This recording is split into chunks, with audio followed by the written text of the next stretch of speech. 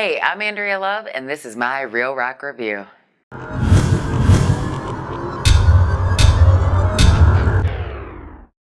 One of my favorite bands, Aranda, is back in the studio wrapping up work on their third album. According to the band's social media, they've been recording at the Steakhouse Studio in California, a company who's worked with artists such as Weezer, Steve Vai, and Eddie Van Halen. They've posted a few lyrics and small snippets of new songs on their official Instagram page, and a photo of 11 song titles handwritten on a notepad to Facebook. I have not seen any info on an album title, album art, nor a possible release date. After 15 years of heavy metal, Chimaira finally calls it quits. According to Revolver, the breakup was not necessarily a negative experience, and the band's looking forward to working on future music endeavors with each other. Over the years, there's been a long list of lineup changes, which has left frontman Mark Hunter as the only original member. The band's official website is now just a page that simply says in an interesting collection of words, basically that it's been great, and now it's over. Now for a moment of silence.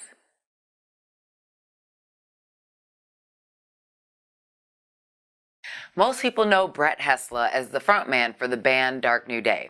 He's also a talented producer, and he's recently teamed up with Elliot from the band Signum AD and Will of Evanescence to create a new project called City of Fallen Kings. They've got an EP called Let the City Burn, and I think it's awesome. I got a chance to sit down with Brett via Skype and interview him and ask him a few questions about his new project. Here's what he had to say.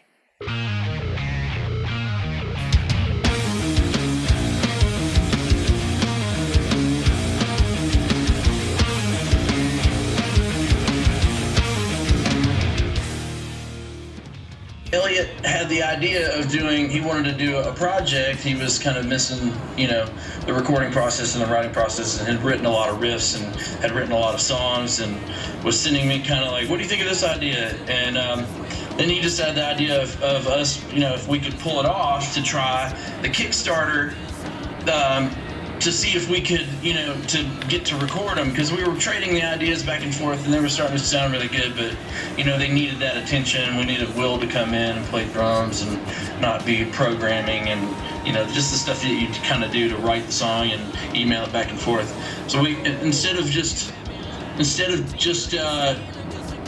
taking 2 years to be able to afford to do it, we decided to give the Kickstarter a shot, and it worked. So light the fires and smoke the tires, baby, let the city burn. It's the first riff he sent me and said, hey, what do you think about this riff? And I was like, oh, I really like that, because it's got an old school vibe about it, yet it is modern, and it has, it's on a baritone guitar, so it comes across a little different. And it was cool to be able to utilize that style of playing and it not to sound so done, you know what I mean? It was fun to be able to kind of borrow from those old influences from when I was a very young guitar player. I knew you were the devil. And it's super exciting to be able to do songs like Sick, that has such a off time and low and brooding verse, and then to come into the chorus of that song, which is 3/4 double kick the whole time, and it's just stuff that you don't get to do when you're chasing a commercial career, and that's what we did. We didn't want to do that. We wanted to record stuff that was just a challenge to the rock listeners out there, like something like hey, we're still making some cool rock, check this out.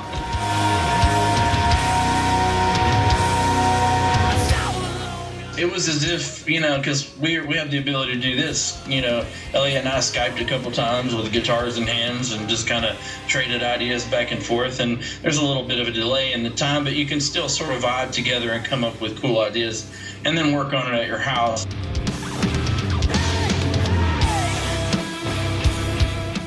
It's a lyric in that song, Knew You Were the Devil, and it's one of those lyrics where we were trying to achieve lyrically a certain style as well. We kept calling our goal was to make lake rock, like music you would listen to on the boat when you went out to go fishing or water skiing or just to ride.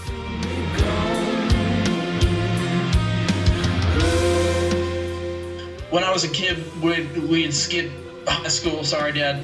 Sorry, Mom.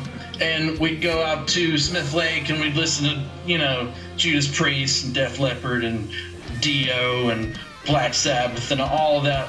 That was my childhood. So I wanted to evoke those styles for what we were doing and give it a modern feel and give it a lyrical power, you know, that where I'm writing about as, you know, substantial things and not just, you know, frivolous party songs or whatever.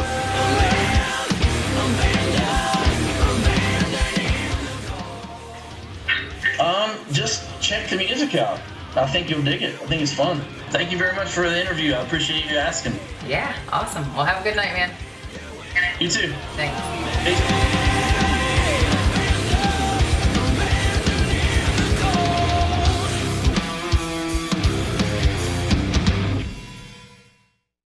I'm Andrea Love, and thanks for tuning into the season finale of my Real Rock Review. We've got a lot of interesting things going on, so make sure you subscribe to this channel so you can stay up to date with what's cooking for season 2. Peace.